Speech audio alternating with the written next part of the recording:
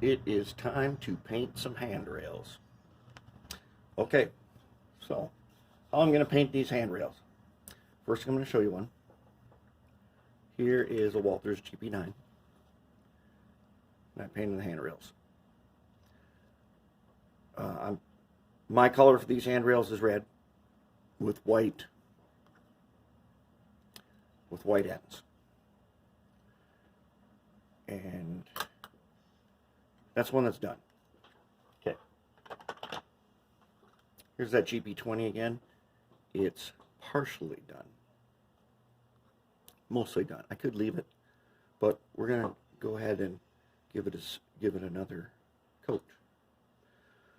So now the way, until I started using this copper wire, the way I do it is once I made handrails, I'd put them on a rack and then I would primer them white so that I could paint them. And that works good.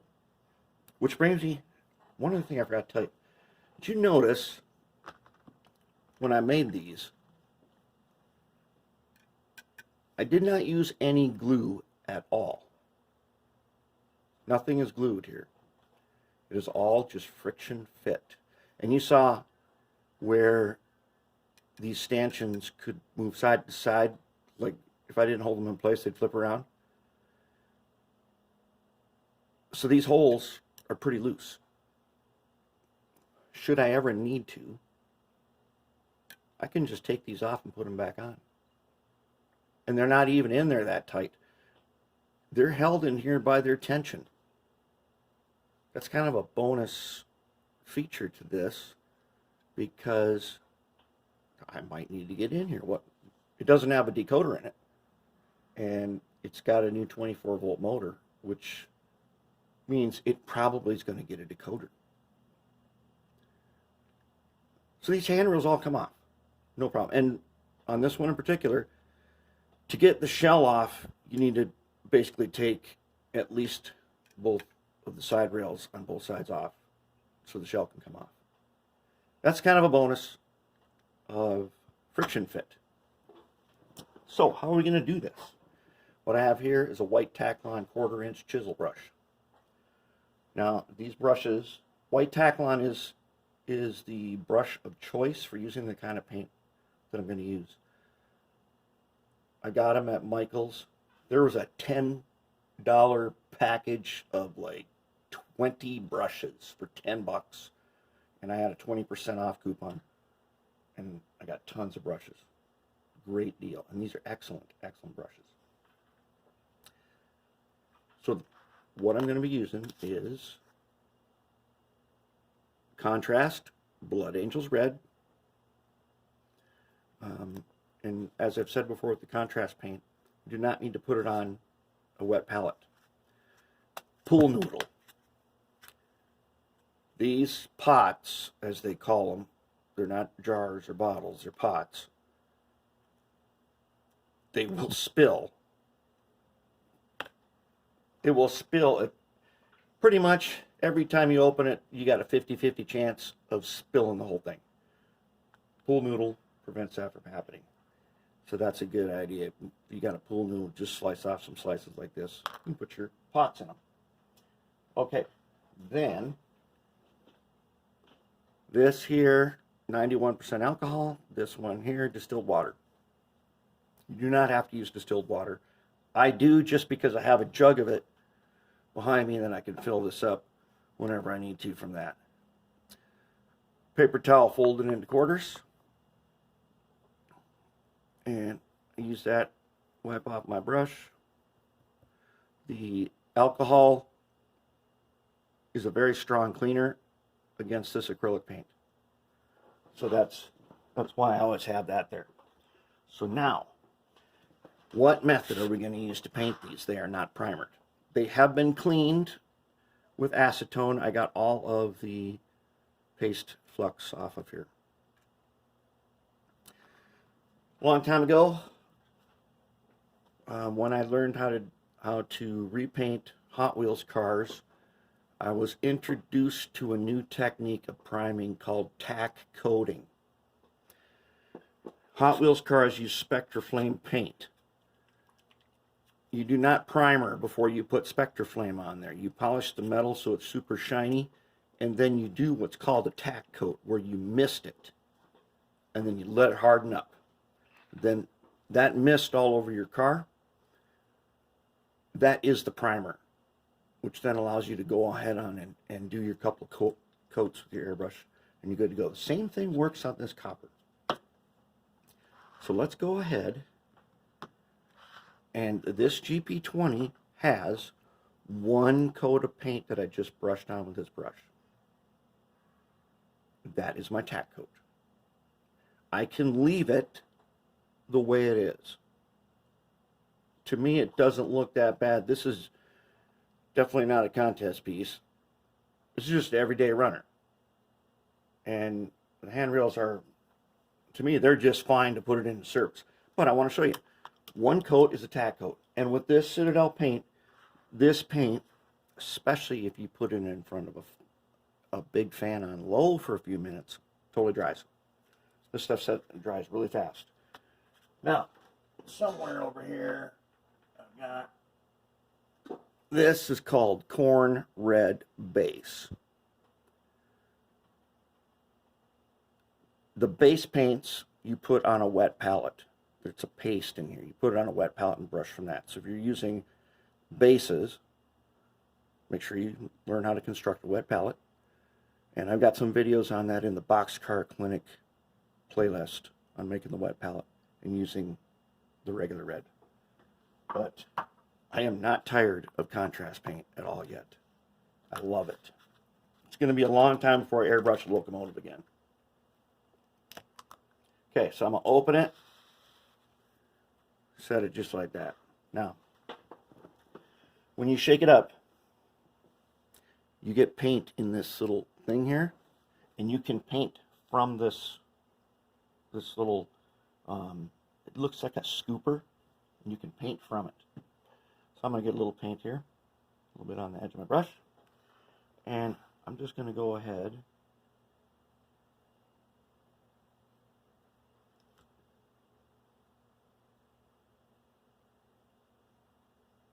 and paint that on right over my first coat, the tack coat.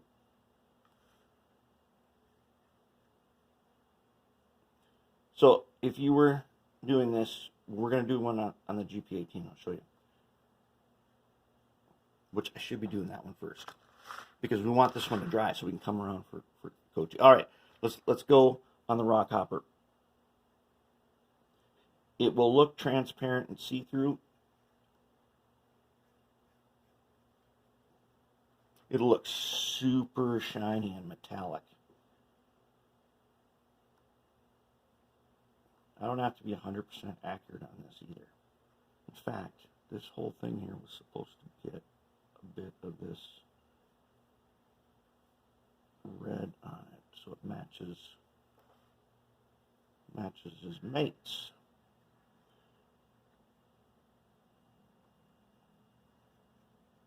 And the neat thing about that is now I don't got to worry about mistakes. If I had to worry about mistakes, then I would use a different brush.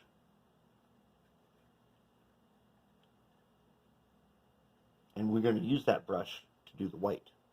Okay, that's that guy done. And this one here actually is not painted with contrast paint. That is true color that I airbrushed on. It's like caboose red.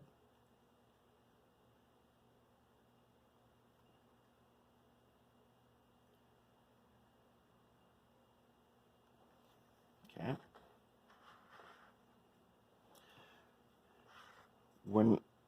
I'll show you, we're going to have to turn this around and look at it from many angles to find out if we actually got our paint where we want it. But first we'll just go around the normal way, then we'll go around the world again.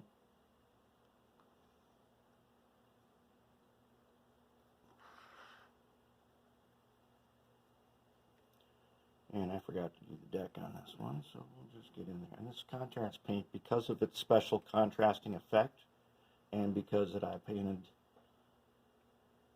used Rust-Oleum brown camouflage as my primer and base on the frame, I don't even have to get the paint everywhere.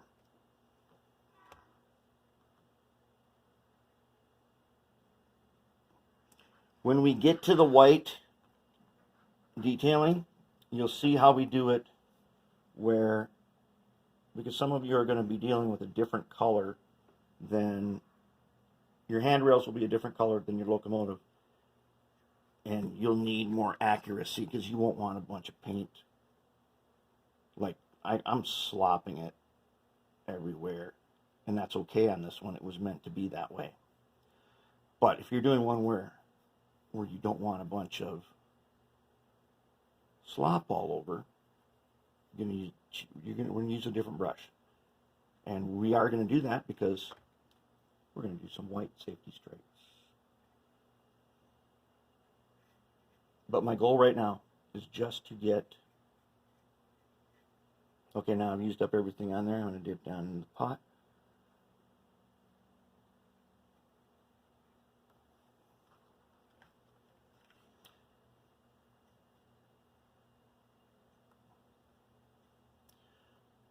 And I'm going to be looking for globs, and I'm going to smooth them out.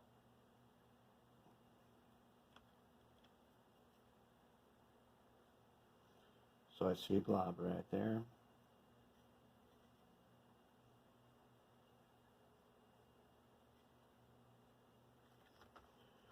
Okay.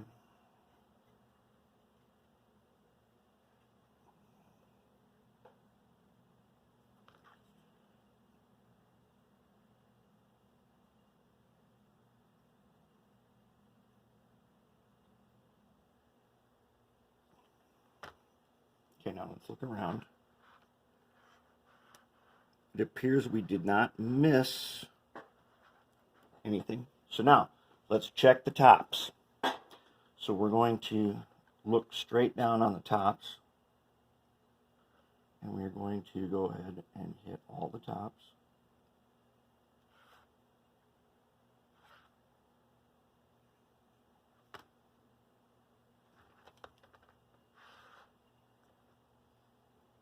See, it's almost dry already on the first side.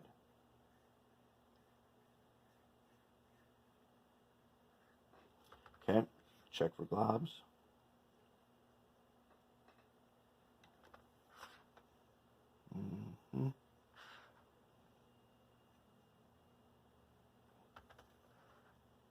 Okay, now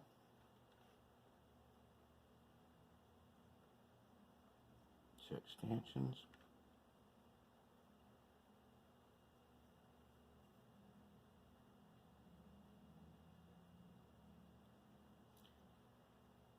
And contrast paint is partially transparent, so it's very forgiving on mistakes. Okay, now let's look at it. Start with the back. We're going to look at it from an angle. Make sure we got the sides.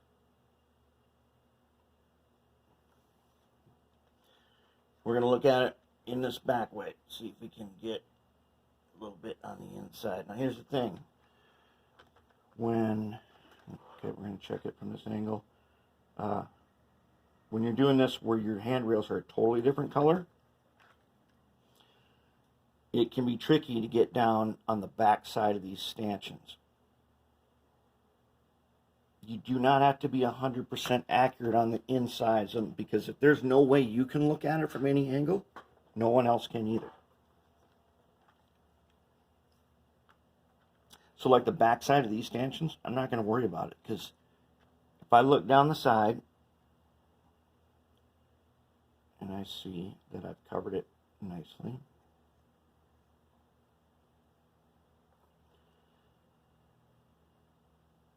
then I turn it, I look down it from this way,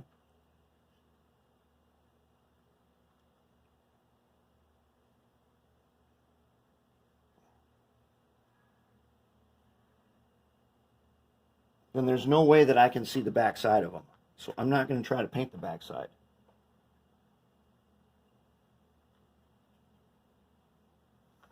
Okay, let's do the other side.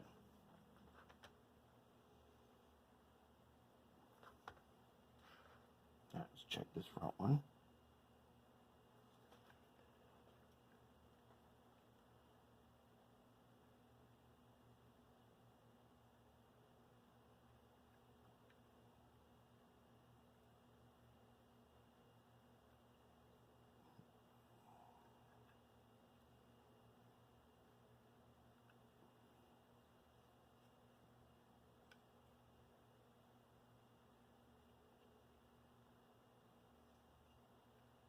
Okay, if you're thinking there's a lot of slop in this, there is.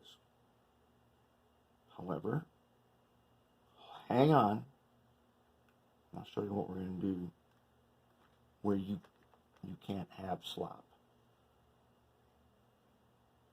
All right. So now, if there's any globs, let's get them.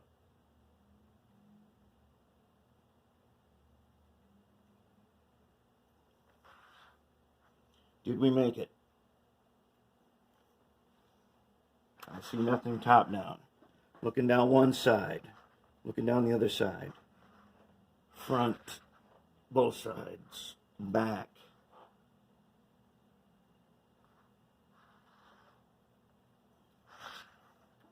Look down this side, look down that side, back. Good to go. Set that aside.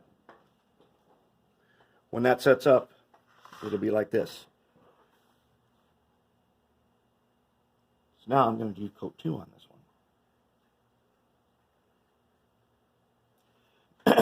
I would strongly encourage you to use contrast paint on painting your stanchions just because it's so forgiving.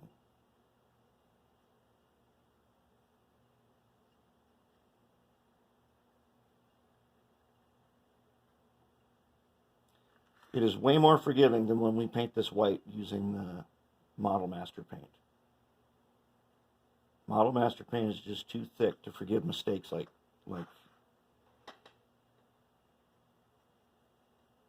mistakes of the kind we made when doing that.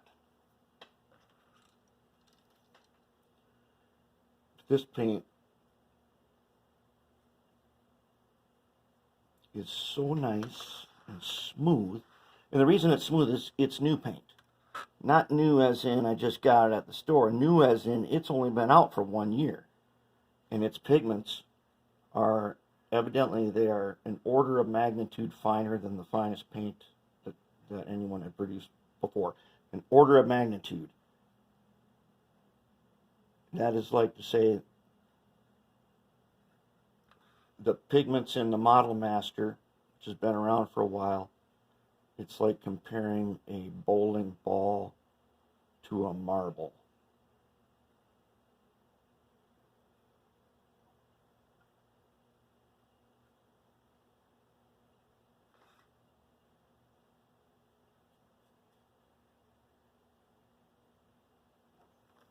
Okay.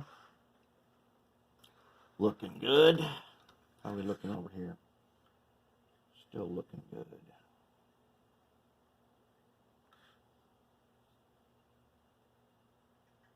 Mm-hmm.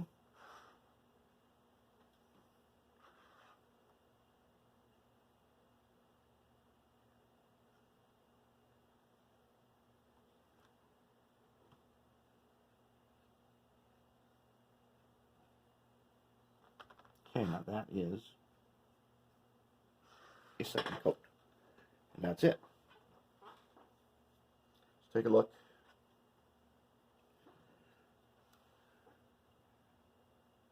There's one that's done. Pretty sweet. There's one I did earlier this morning. It's a Fresheshi G12. It only has tiny handrails.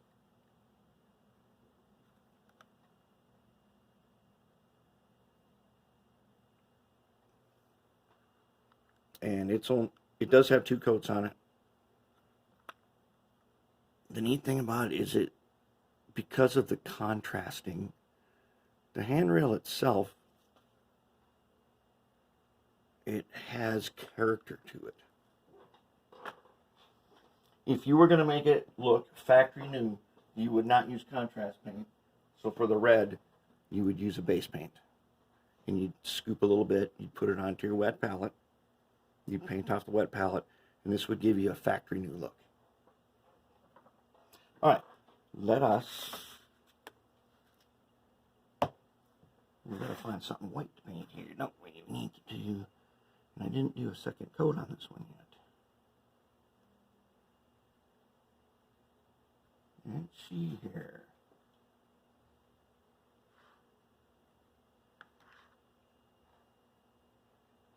I'm going to go ahead and say that we can put the white on. We'll do the second coat. later. We'll put second coat on after we do the white. Alright, so I'm going to clean my brush a bit. And then I use that like saddle soap type of stuff called the Masters. And I'll put that on this brush. It gets like a paste effect on it and it'll clean it up nicely. Alright, now here's my white painting brush. See that tiny little tip right there?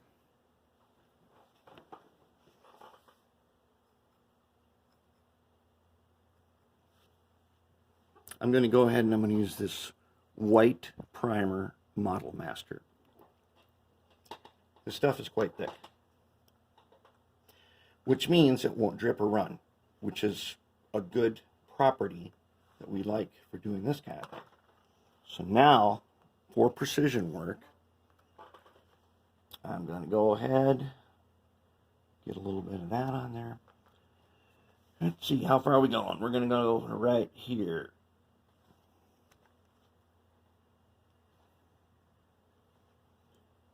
This is one where I got to get all the way around it. I got to get underneath.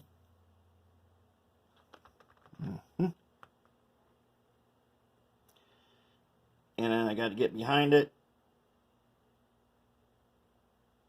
which is tricky. I even made one mistake right there. I got a nick onto the steps. But more importantly, did we get a match? Let's go ahead, put our safety strap on.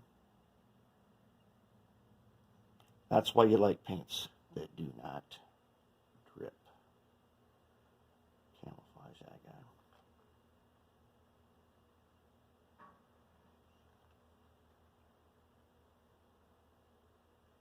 Very carefully get in here. Now, I have a little bit of a shaky right hand. I have heard, but not tried yet, that you can rest your hand on a bean bag. And I'm going to try that. Right now, I rest it on the side of the desk here. So I'll set my limit right here. And this one,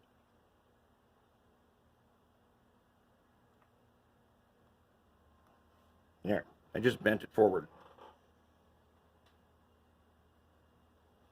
If you did that in brass, you would not be able to do that. Brass is too springy.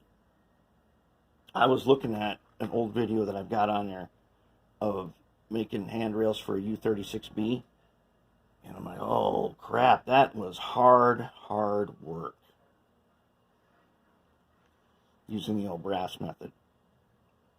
We still have to do the piano wire method, and the reason we have to do it is because I've got DD40s that have no handrails. And to make handrails for a DD40, you need a super long span. And that super long span will need to be with piano wire. As good as the copper wire is, it's not durable enough to make that span. Brass wire doesn't come in a length that long. Maybe it does if you special order it somehow. You would not want to use a roll wire because then you've got to go through a straightening process. So what you want to do is you want to use a piano wire.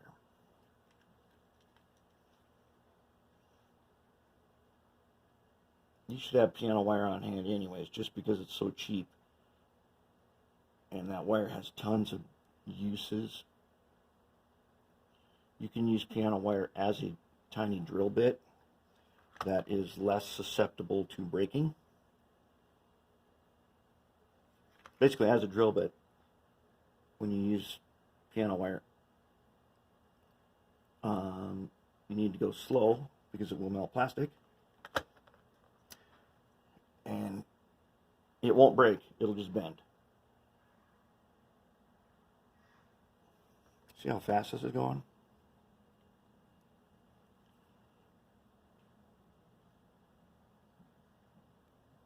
And I know many of you, like me, have piles of projects that are held up due to no handrails, and you just don't feel motivated to make them. So now that we have discovered and tested a much easier way, we'll go back and look at some of them old projects. And I do believe we're going to clean up a backlog and get some cool projects that have been sitting on the shelf for a while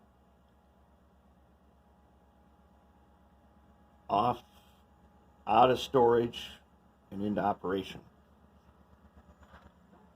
Now, starting to look decent.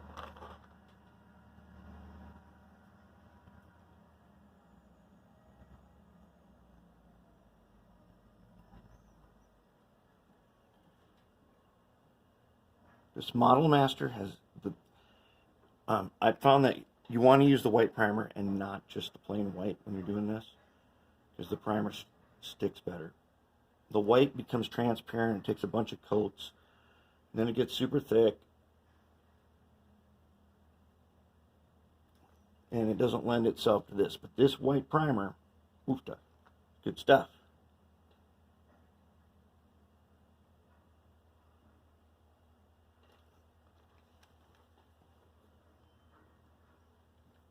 So, okay, here's the thing. What if you had to paint yellow?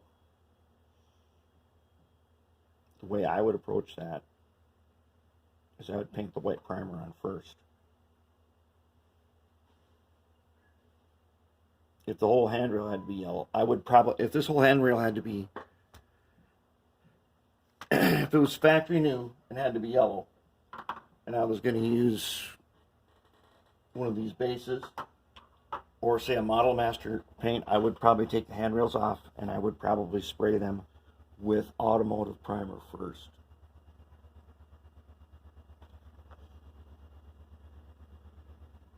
That's how I would approach that. And then I'd reinstall them. Now, see, these you got to get on the back side because you can totally see from a viewing angle if it's not painted.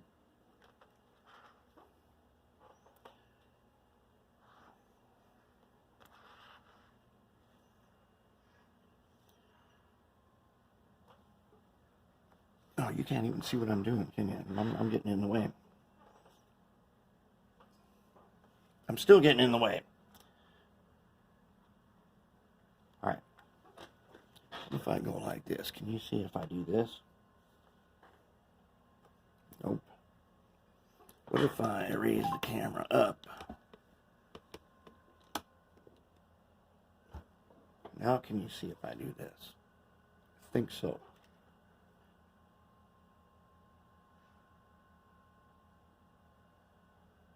Hopefully that's a better view for you.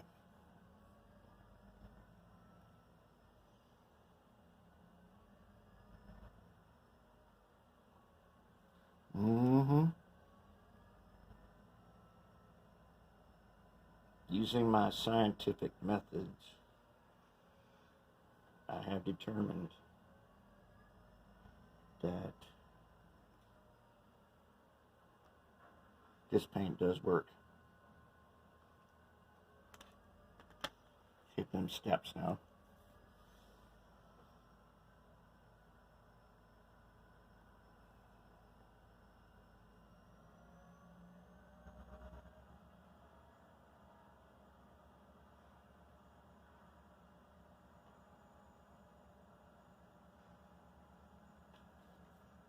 Okay.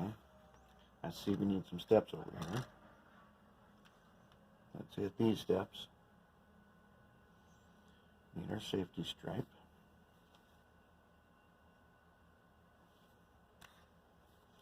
This little brush can get in there.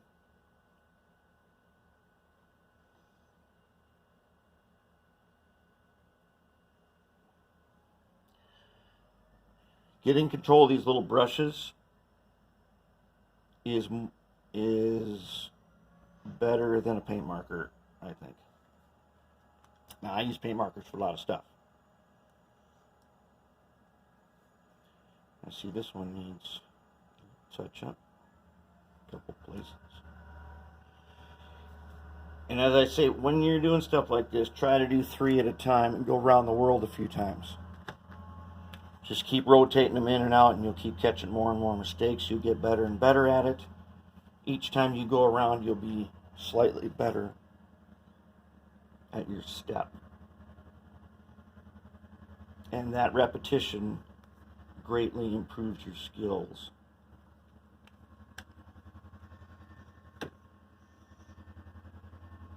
Now, oh, okay. Got steps here to do.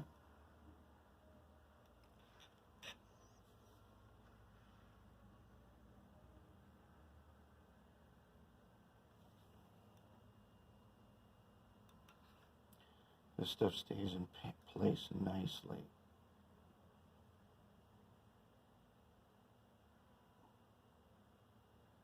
I'm trying to do this so you can see what I'm doing.